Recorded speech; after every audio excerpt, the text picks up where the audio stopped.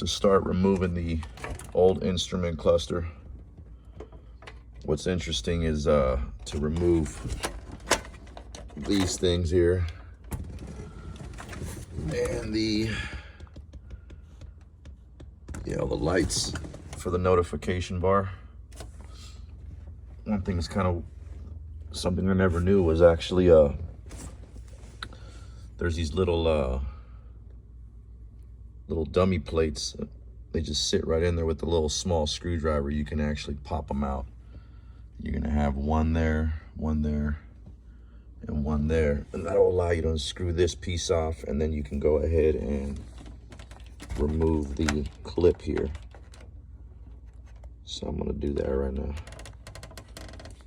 All right, not sure if you have a book for the schematics, but if you don't, kind of made it a little bit easier for you. So this is for the 70 Malibu, and pretty much I just labeled them. So I actually just cut the ground right now on this one. I shouldn't have, but yeah, so it's a black one right there. So you got, when you pull this out, you're only gonna need what your high beam, temp is obsolete, oil is obsolete, generator is obsolete. You will need right-hand turn on this one. So you wanna do a quick snapshot. That's it right there. You don't need the ground to go into the, or you don't need to ground this, because the module itself has an overall ground that you're going to be using anyways. So this whole thing will be grounded, is what I'm actually read. If that changes, I'll say that later in this video. But the other side, you got 3 lights. I'm going to do a snapshot on that. It's like a light gray. Got the black, got like a weird tan, like a pinkish red, 2 blues and a black. So the one on the right is all the gears. That will be for park, reverse, neutral, drive, and low. So that's this one right here. That controls that. The one in the middle is the brake alarm. And then on your left, that's left-hand turn. So there you go, snap that. So you're gonna have to note here that on the right-hand turn, right there, you're gonna realize there's 2 blue wires and 1 black for the negative. The negative you don't have to use because the module will have an overall negative or a ground. So you are gonna need to butt up these 2 wires together and basically turn it into 1 wire and going into the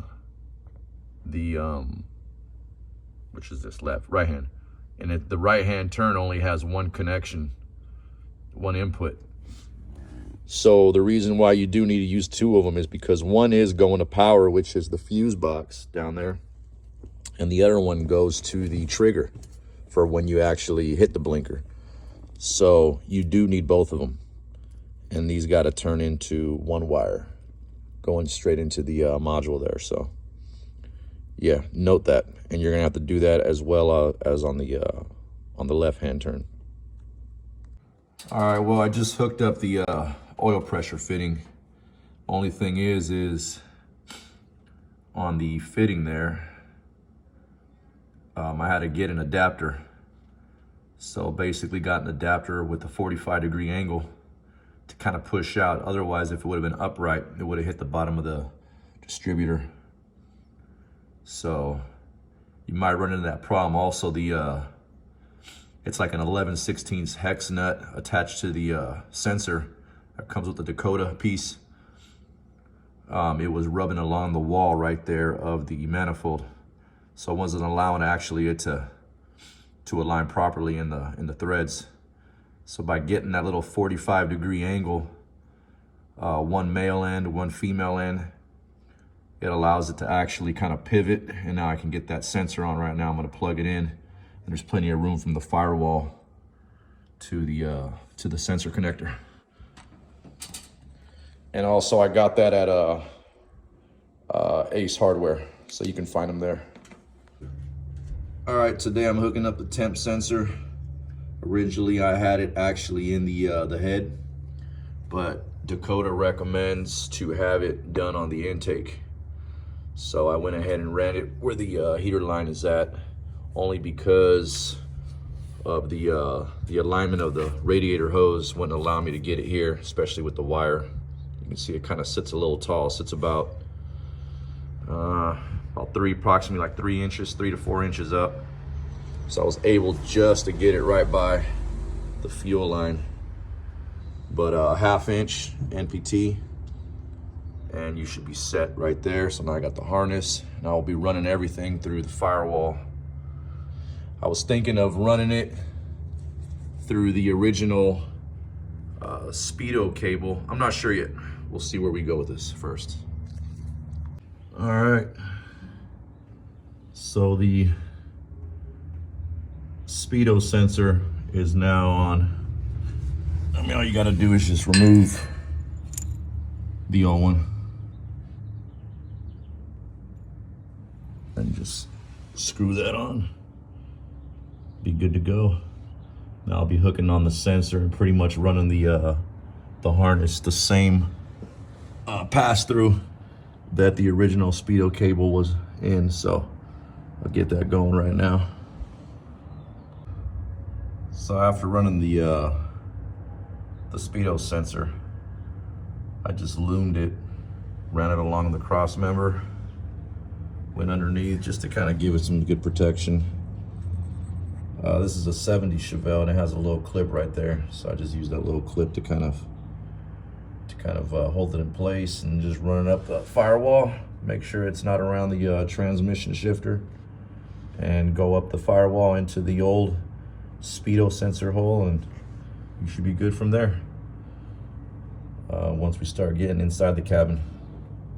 All right, so now we're about to install the gear selector. I'm not sure if you guys got it. It has option for Ford and Chevy. It does come with a lot of little hardware. Don't get it all confused, because some of that stuff is for Ford, some of it's for Chevy. Then they got the different plates. So this one's gonna be for the 350 turbo is what I have.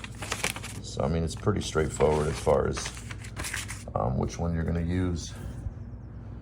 So being that we're using the 350 installation, you wanna put one bolt in here and one where it's not secured, but they come with little spacers because they're gonna go underneath.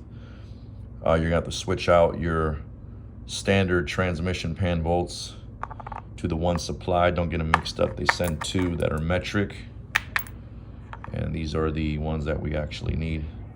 They're a little bit longer, so what that'll do is it'll account for the spacing that they provide. So I'll go ahead and install that right now and then see how it comes out.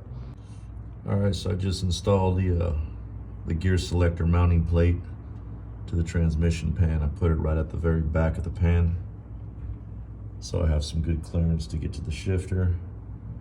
The only thing I don't like is that the bolts they supplied were actually, I don't know, there's no threads coming out the other end, so I'm probably gonna end up replacing those. But I did put the spacer in between, so you have a nice flat balanced surface. And I'm now gonna put the gear selector in. But this is pretty much what it looks like on a 350 turbo transmission. As long as you follow the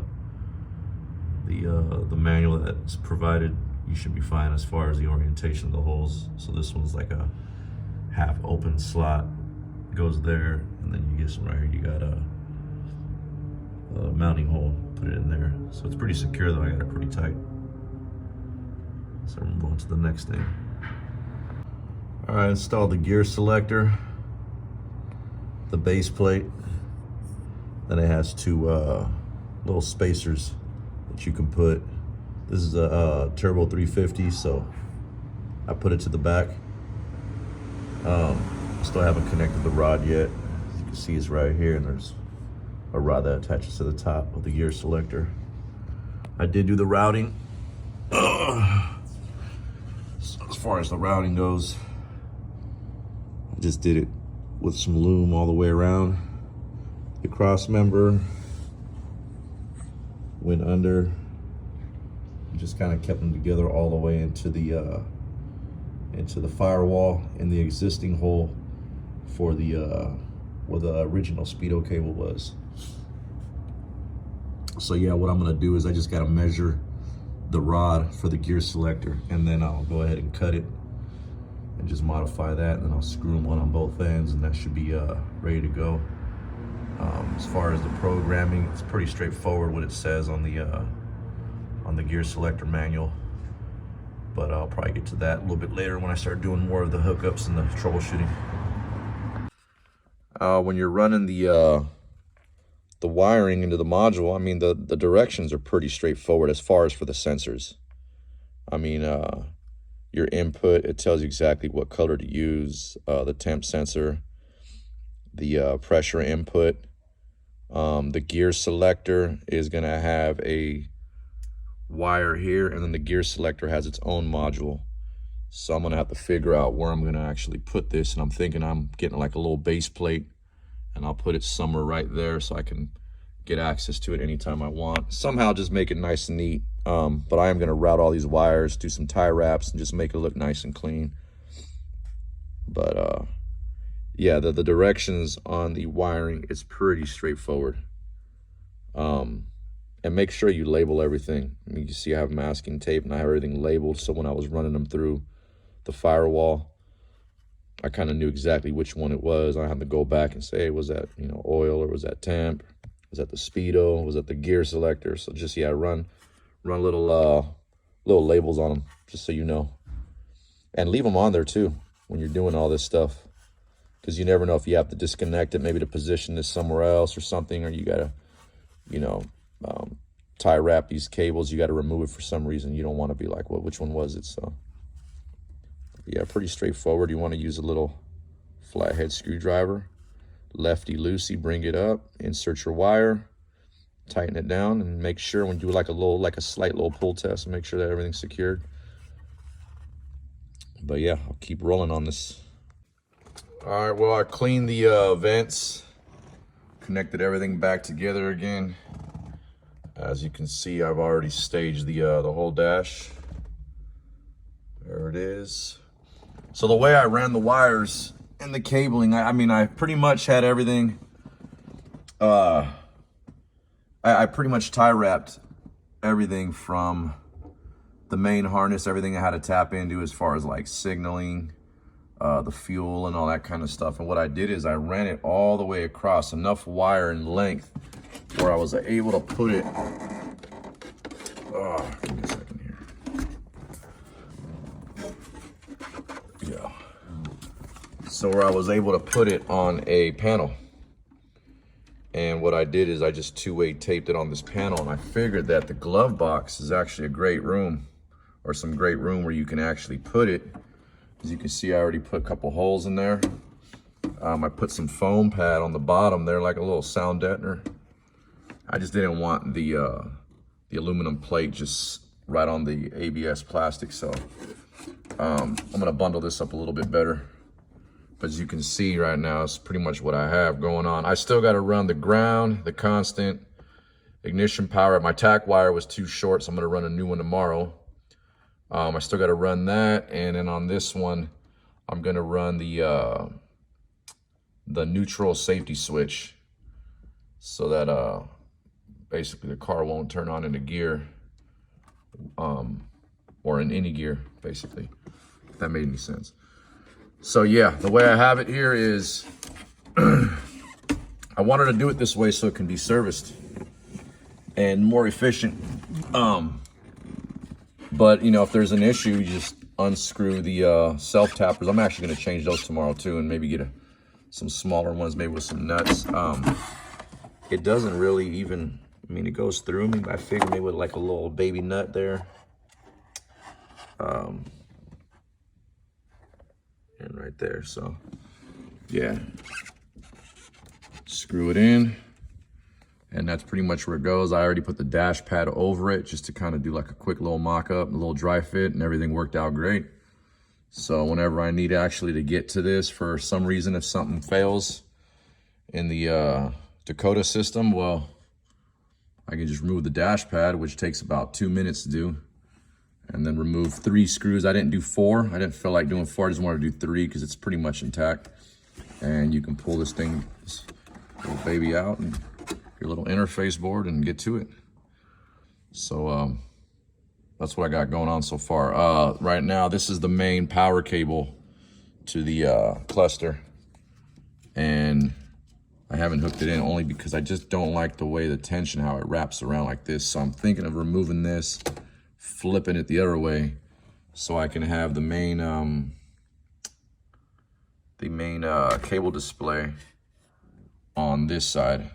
So now I just get a nice, good, quick connect. So, oops, sorry for all that. So that's what I got going on so far. So far, I mean, it's moving. I got the buzzer in the back of the Dakota. Just got it hanging here. I don't know where I'm going to place that. There's also another safety switch here, or a switch display. So I got that connected into the module. I don't know where I'm going to put this. Probably somewhere on the bottom. And it's got a little area for some screws, or you can even put some 2-way tape. The 3M tape I got is pretty, it's pretty good. It works pretty well, as long as you clean the surface. So yeah, that's where I'm at right now. Well, I'm almost done with it. Last thing I talked about was the plate I made here for the modules. But one thing definitely ran into was there's just too many connections as far as a couple of accessories I got, as far as LEDs. Couple things that basically need to be on ignition, not straight power. And so with the idea of a friend and some YouTubing, came up with a little plate, and basically got a little distributor block here, and this will be powered by ignition only. I'm running ignition wire right there. I actually got some labels made too. Just made little labels at work. So that'll run to ignition. That'll jump all this as far as ignition power, because even the Dakota needs an ignition power. So, and then went and got a little fuse block. And so I got the constant power running from Dakota in there. And I also have the, what else is hooked up? Oh, the stereo. My stereo's right there. Everything else is pretty much capped off. I'm not gonna be using anything else. The Dakota doesn't run nothing, but I think it's like power is only 2 amps. So if I read that correctly on the manual. So now I'm just gonna run a cable here.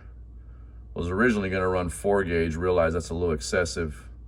So I'm thinking either 8 or 10, and that'll run straight down through the firewall and come around.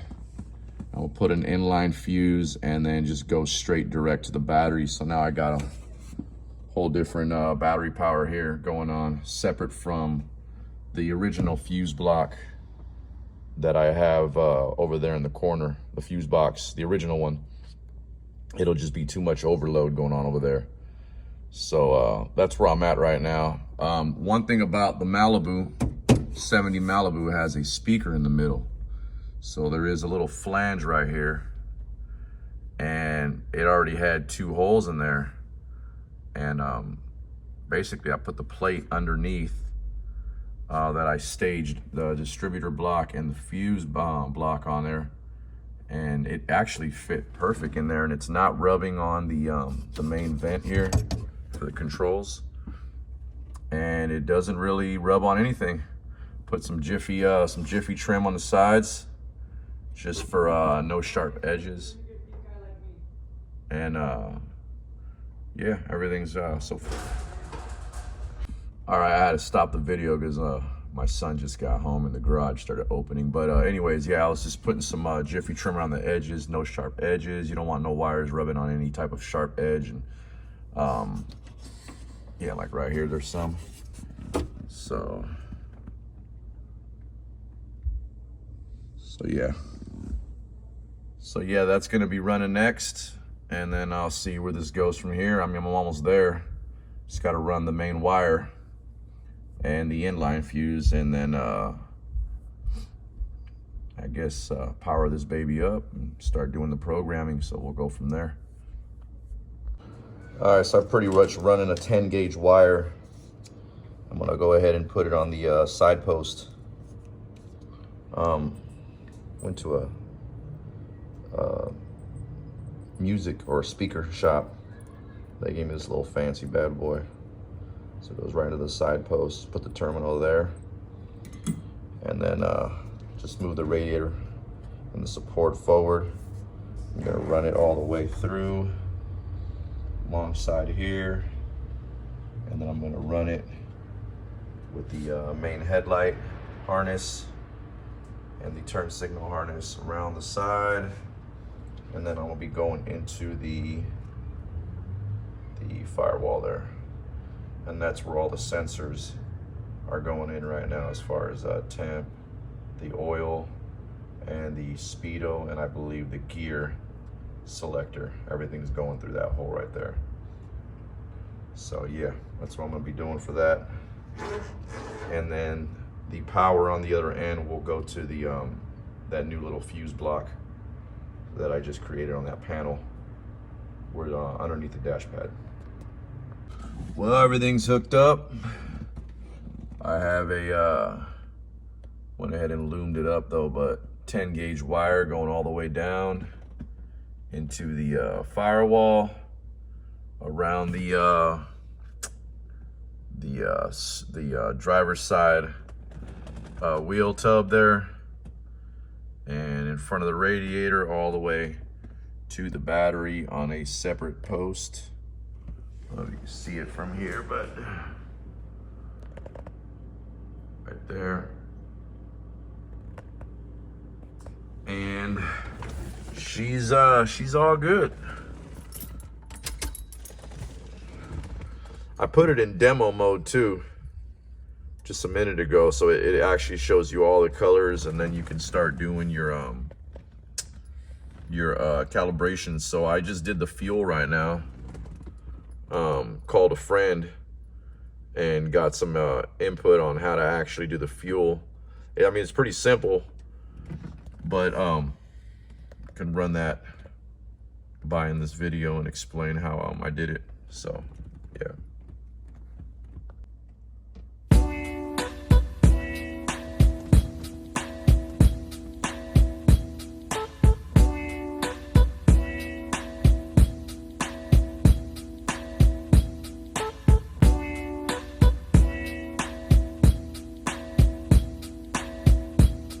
Well, everything is complete. It is done. It's all hooked up.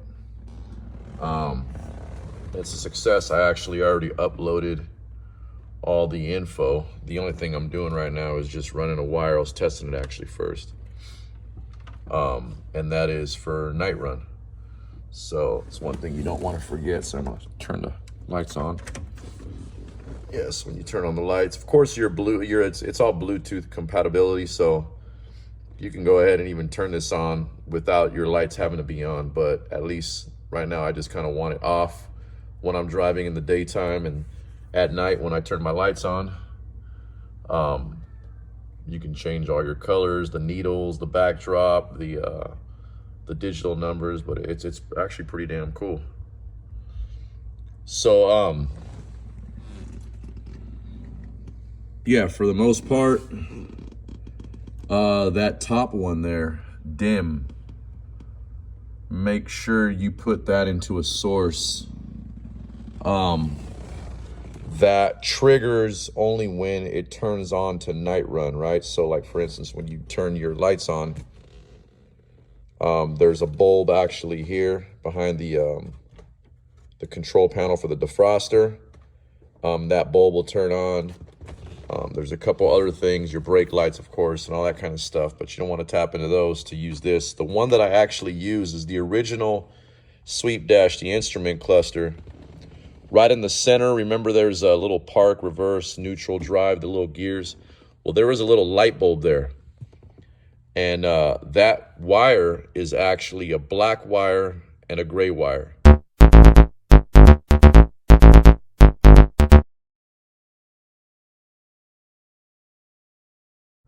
You can use that wire because that one, you know, I cut it and I pretty much taped it up. You can butt splice that one, which I did right now. That's why that wire is hanging right now. You can butt splice that and use that in the dim, and that's what I just did here, and it actually works. So it's off, on. That's a good wire to actually use, a good source of power. So yeah, just keep a note of that. For the most part, everything, I actually had the stereo in, but I had to get out, move it out, because I wanted to tape up all these wires right here that were on the original notification bar for the original sweep dash. So I'm just gonna tape all that up, tape the ones over in the end, in the back. And I already went for a drive. I programmed the mileage, the tack, the fuel. So for the fueling for this one, you're gonna get all kinds of different settings when you're going through, like Ford, you'll have the different ones, but you'll see one that says 0 to 90 ohms GM, and that's the one that I'm using, and actually calibrated right on the money with what I have on my gas right now, or in my tank. The tack, a standard V8 engine, and then you have, yeah, well, I got, I had to stop the video for a second, but yeah, so the tack, you'll see the different settings that they have. Make sure your little switch is connected. Mine was, or mine is. This thing's pretty cool. It comes in handy. I'm not sure if you purchase the dimmer, but this is the dimmer. I'm gonna actually install this somewhere, but that'll control the dimming. So right there, shut off. Though it doesn't shut it off actually. It just dims it very low. And then let me see here. I'll turn it up. You can see it's getting a little more vibrant here. It's pretty cool. So yeah, I went ahead and ordered the dimmer, which was separate. Yeah, so that's what I got. So the only thing I ordered extra, other than the Dakota, the RTX model, was just the gear selector, which is this one. And that I still haven't, everything is hooked up on the bottom. I just got to put that little rod in right now, and then that'll start triggering off the gear that I'm in. As far as it'll have a display on the bottom if I'm in park, reverse, whatever gear I'm in. So yeah. In this video, I'm not gonna show all the programming that I did and all that. It was just mainly to, if anyone needed help. This took me a while to do. Believe me, I didn't know what I was doing. I called a lot of friends, got a lot of advice. And it was pretty cool, and different ideas on the internet, on YouTube. So for the most part, yeah, it really came in handy. So don't judge me for my work, man. I'm just someone trying to learn, at the same time make it efficient and serviceable and neat, and just save some money doing this shit, you know. But yeah, I mean, make sure you hook up your ground to a good source. Got your constant power. My constant power is going into that new fuse block right here, and the main power that's given this fuse block power, that's going straight down through the firewall, around the wheel well, in front of the radiator, underneath the grill. You can't see it, and it goes to its own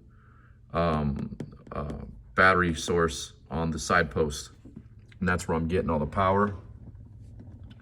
The only thing is I got hooked up there is the stereo constant and the Dakota constant, and over here I have the ignition power, which I have the main one right here. This is going straight to the ignition block, the fuse block, the original one.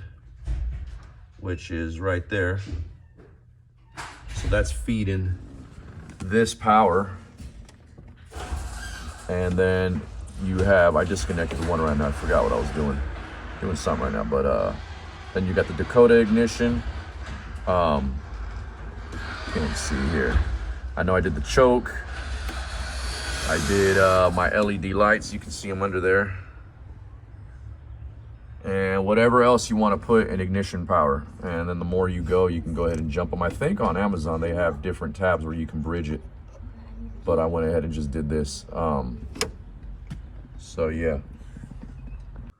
So we'll go over this from the bottom going up. So you got your ground. Make sure you ground it to a good ground source somewhere on the body. Make sure you there's no paint on there. Remove the paint. Constant power is going to this new fuse block. Ignition power is going to this new little distribution block. I mean, you can run it to your main fuse box that you have, but I'm just saying that's just what I did. The tack, make sure it goes straight to your distributor. I got it straight going out the firewall into the distributor on the tack side. Then you got input speed. Those 3 wires go right to the back of the new Dakota gauge. You got temp input. Those go to the temperature on the manifold. Then you got up there is fuel. Next one is fuel, I believe. Yeah, fuel. And you just find your fuel wire and just tap into that. And like I said, you can program through the Dakota on which one you have. And then the dim adjust up there, that's the one that I ordered, the separate one. A little dimmer, a little billet, little knob. It's pretty cool. So yeah, that goes there. Then over here, you got your main cable display. That's your main power. That goes to the back of the gauge. The next one is the input switch. This goes, this is a switch, which is your little switch you got here to navigate through the system. So definitely need that.